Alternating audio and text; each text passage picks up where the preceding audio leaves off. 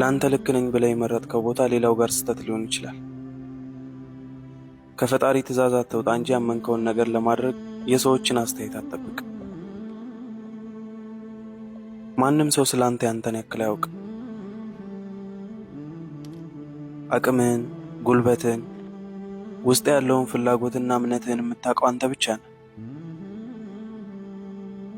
ሰው ምን ይለኛል የምትል ከሆነ፣ የሰው አስተያየት የምትጠብቅ ከሆነ ድንገት ያሰብከውን ነገር ሁሉ ማክሸፊያ ቃላቶች ከሰዎች ሊወረወርብህ ይችላል።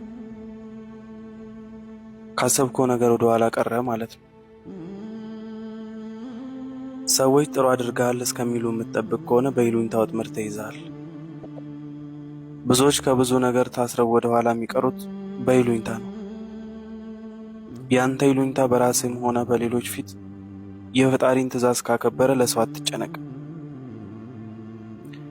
ያንተ ትክክለኛነት ሌላውን እንዳይገፋብህ ተጠንቀቅ። አመሰግናለሁ።